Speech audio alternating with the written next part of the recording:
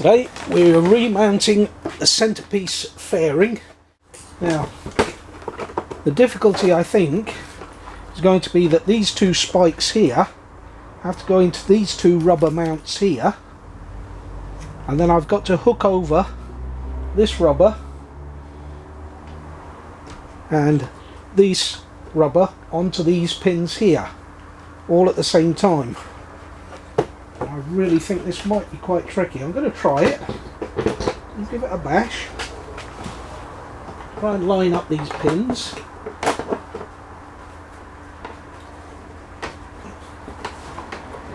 Oh!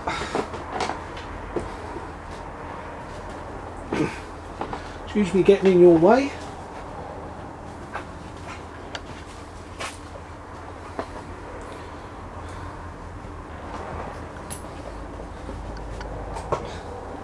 We have a problem, Houston. Okay, let's take it back again. That's that back into place. I have to get these latches on for the screen. If I don't do that, the screen won't sit in place. If the screen doesn't sit in place, then I won't be able to mount the whole thing. That seems to be the screen in place. Those holes are lining up, those holes are lining up. These latches are all on. And there's a little bridge there, goes over that point, which all seems to be in place.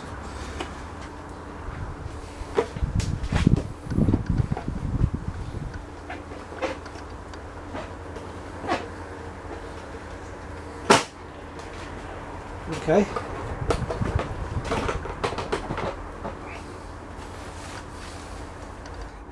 I have managed to get it on. Let me show you.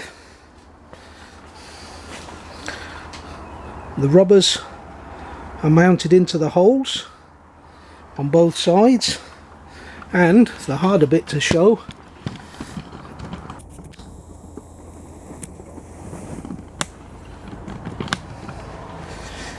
in here there's pins that need to go through onto rubber mounts there. Once they're in, it's great, but getting them in there can be a really tight squeeze.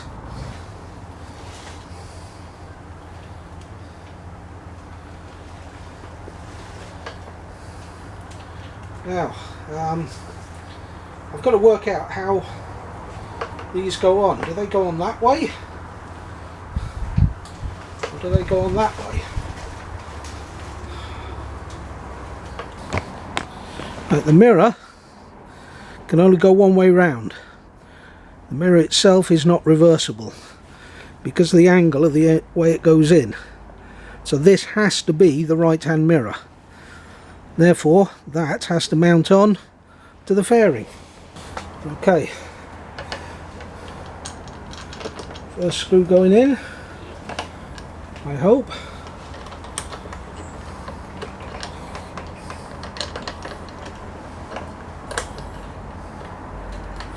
That went in reasonably easy.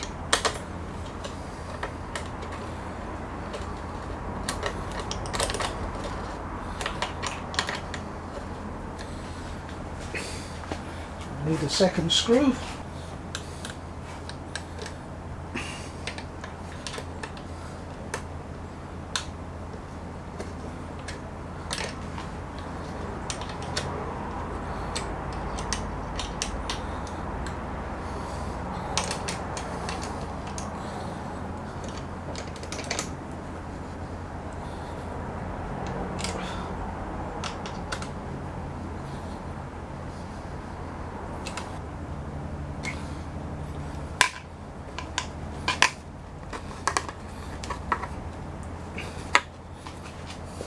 There we go, that's the mirror mounted on.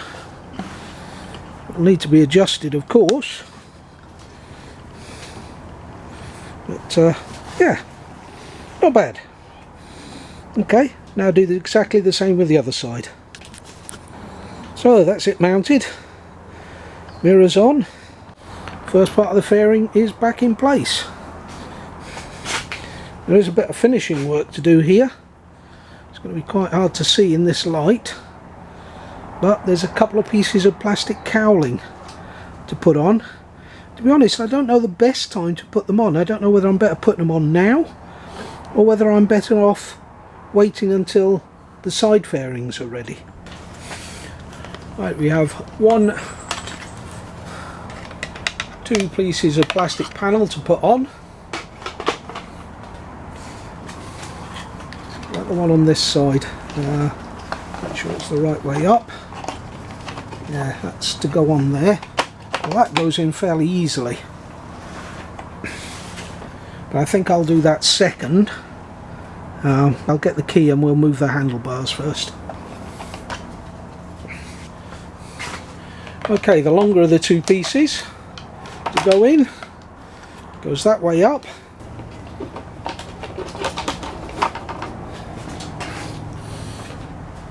Catching on something.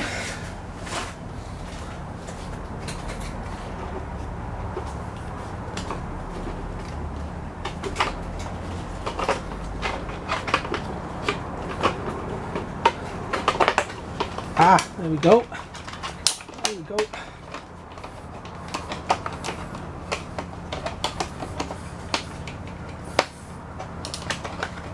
Right.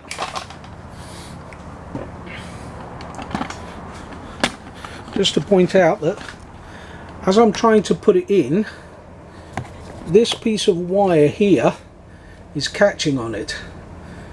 So you have to kind of flex it and move it around that piece of cable tie. And I need to maneuver it loosely into position.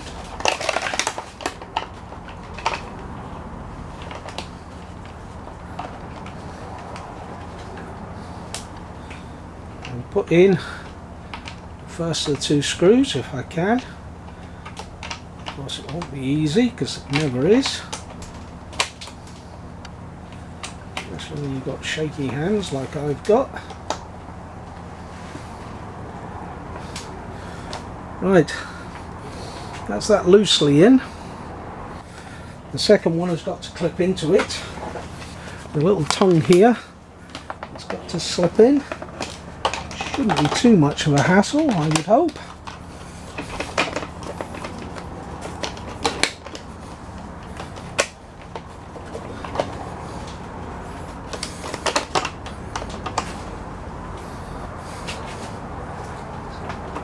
Check, make sure that's into place. Yep, that's in. Excellent. All I need now is a second screw. And again, tighten in roughly into place.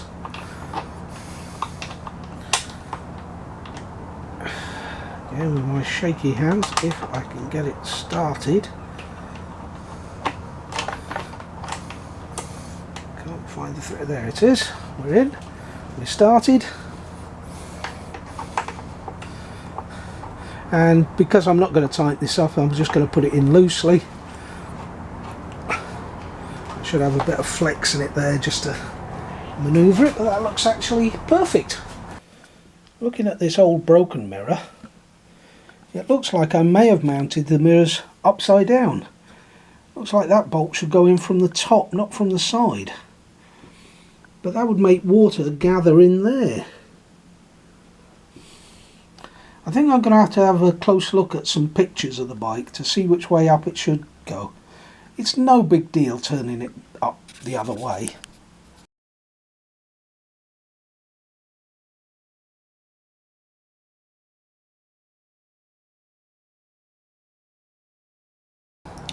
Right, having realised that I'd mounted them wrong, I've had to come back out in the dark and mount them the correct way, which really was basically just turning the bracket up the other way, because obviously the mirrors are on the right sides. It was just the mounting was upside down, so instead of that bolt coming to the top, it was coming out to the side. Anyway, quick job, unscrew them, turn them through 180 degrees, screw them back on again, and then readjust the mirror. And there you are. Okay, the back end of the bike is rebuilt. We have the mudguard on, we have the cowling on, We have the hand grip into place. A few things I'm not quite happy with. This ancillary wire, not part of standard production, is going to this power socket, cigarette lighter I was tempted to call it. But it kind of lies loose on the inside there. I would have liked to have got that in with the actual wiring harness, which lies under the frame rail there. And this black wire here, it's not actually a wire, it's a vacuum pipe, and it goes forward to the inlet, pulling vacuum down. Now that in itself is nothing. What again bothers me is the fact that it's bending into the compartment here, and there is a risk it may get crimped, may get folded by packing stuff in here. So again, I think that could have been done with a better routing. I did have a little bit of difficulty with the wiring. That connector there is exactly the same type as that connector there, which did cause me some confusion, since the wire had come over to this side and I did plug it in there first before I realised that this one was hanging close nearby. Then I worked out that yes, that belongs into that one, and the other one needs to go across the frame into the other side. So that's sorted. There was a bit of a problem putting the front section of the mudguard in place, because one thing, I hadn't got the wiring cables and the main harness routed properly, so that was holding it out of place. And also it kept coming off the little hooks at the front, wiggling it about, trying to get it into place.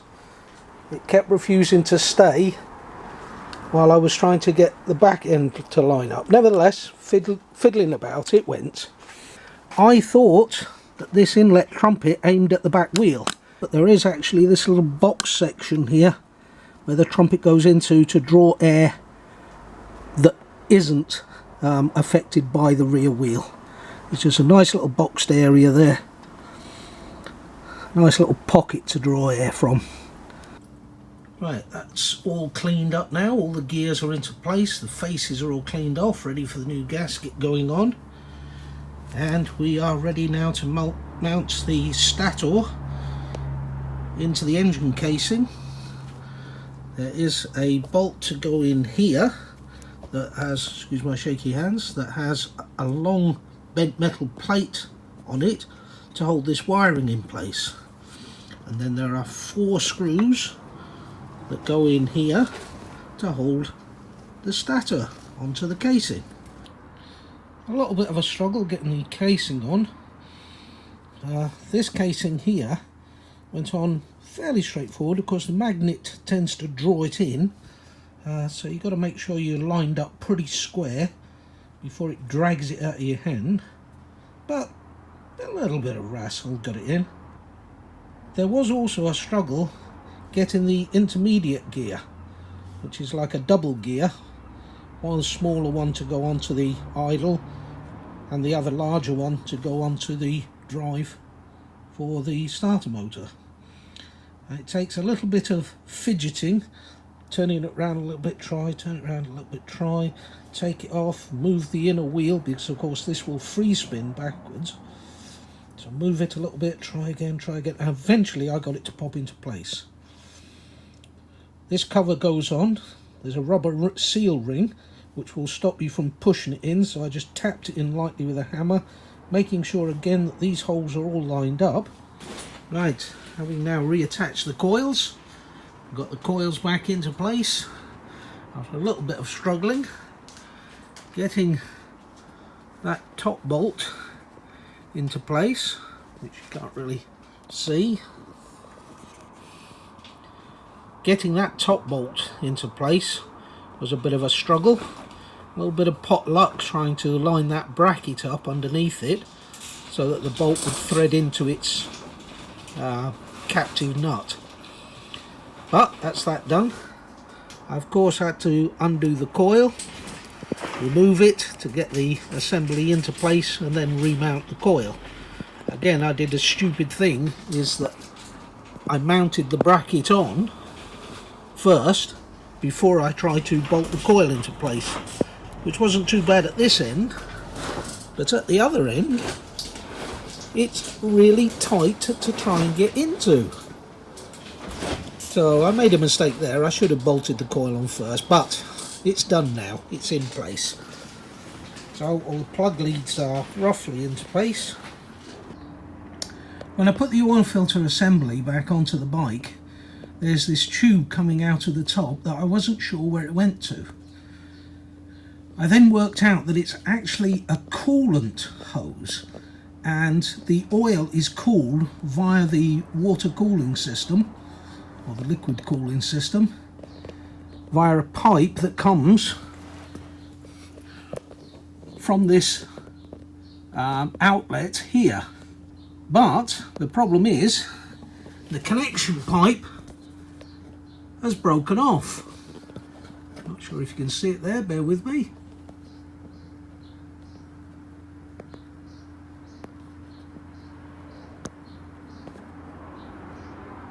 It's not very clear, but trust me, the pipe has broken off from in there. And you can actually see on the end of the pipe there, part of the pipe is rusted through and is still attached within the hose. This is the hose that comes down and connects onto there. Busted. Which means that I've got to change this outlet for the one on the other engine. Okay, I've pulled this off the spare engine, and yes, the pipe is still attached, but at least it hasn't broken off.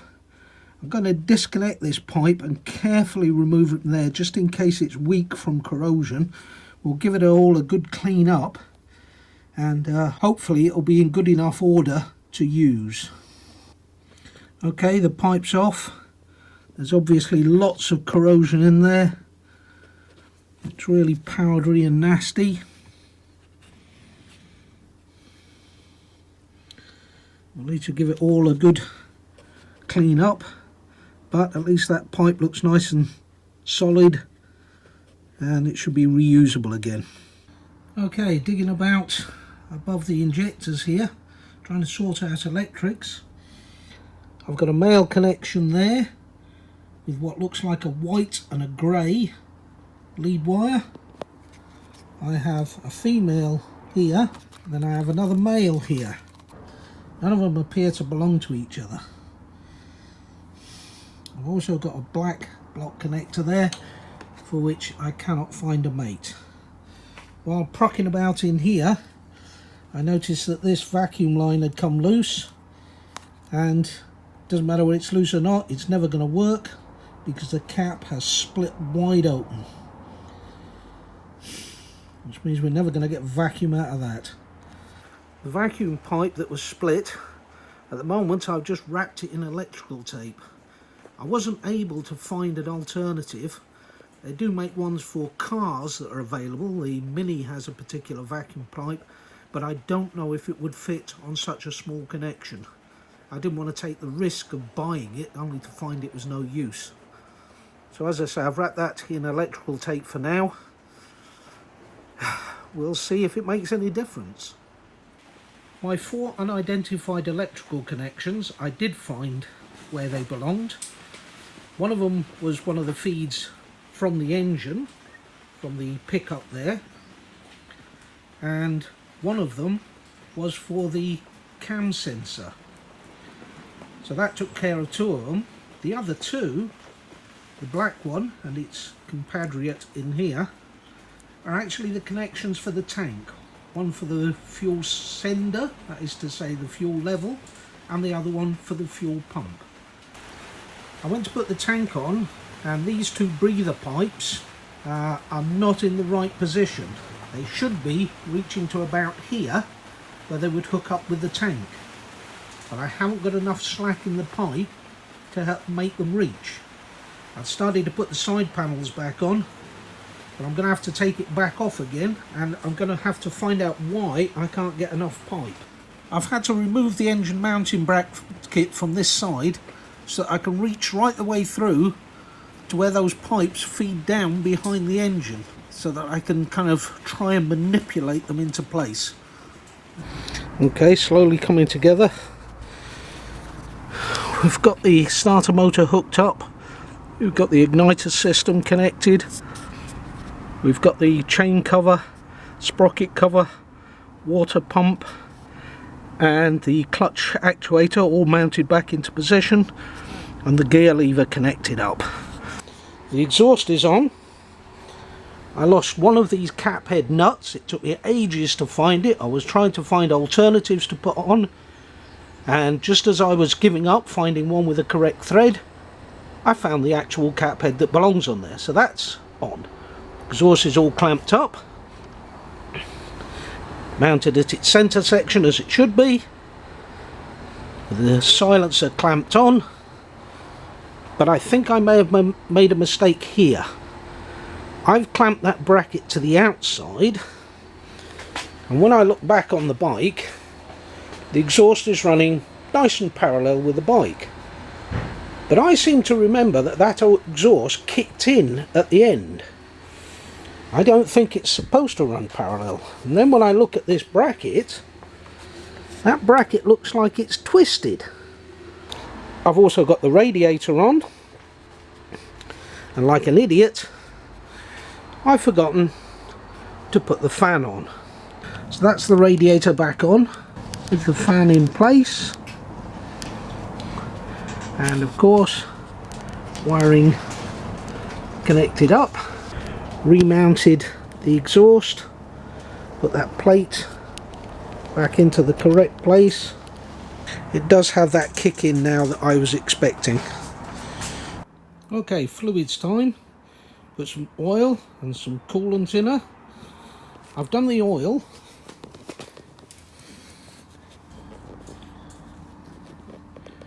As you can see, that sight glass is absolutely full of oil.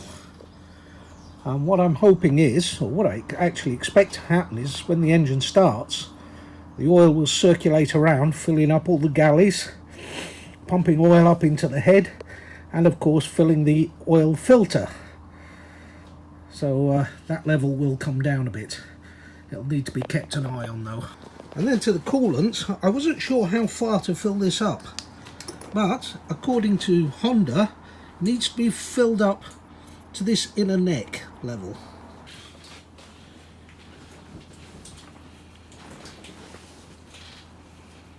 Gently, gently.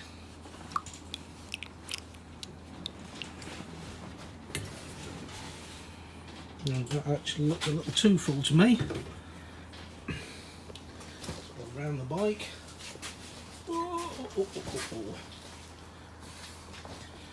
Pump a little on the bottom hose.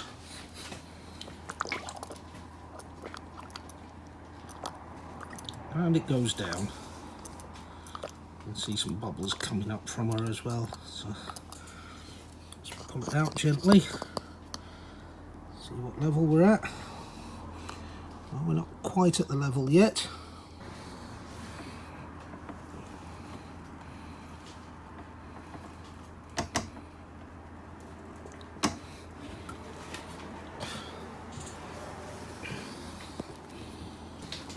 I'm going to call it at that.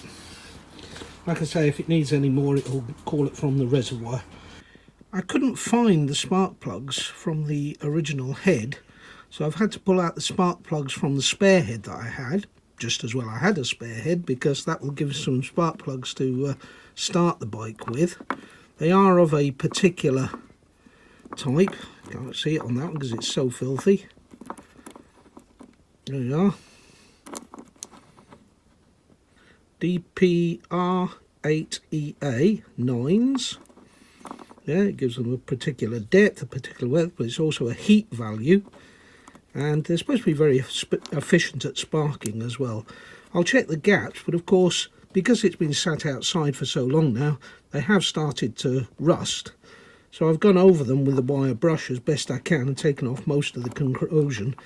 These obviously won't do as any sort of permanent solution. It's really just so that I can get the bike started. I'm rubbing these down, as I say, with a wire brush. Let's hope I can get this last one as good as the one you see that I've just done, and when we can pop those into the cylinder head. Folks, I had to show you this because I can't really believe it myself. Looking at how badly rusted this thing is, I'm slowly going around it with the wire brush, just a hand wire brush, nothing else, and it is coming up absolutely fantastic. It's still got some residue on there, but it looks so much better than it did. You compare that to that, it's kind of hard to believe it would come up that good. If I'd have seen it on video, I wouldn't have believed it was true. I'd think somebody was trying to con me. But honestly, all I'm using is a hand wire brush, nothing more. I've been watching videos online about how to clean spark plugs, about dipping them in Coca-Cola with salt added, about using sandblasters, but you shouldn't do that because you can crack the ceramics, blah, blah, blah, blah, blah. This is just with a wire brush. And you can tell I've been doing it because look at the dirty fingers. That is that same spark plug. You still see there's still some rust clinging on there. But as I say, these are only a temporary measure. Look at that. Just a wire brush, kids. That's all you need. And a little bit of time.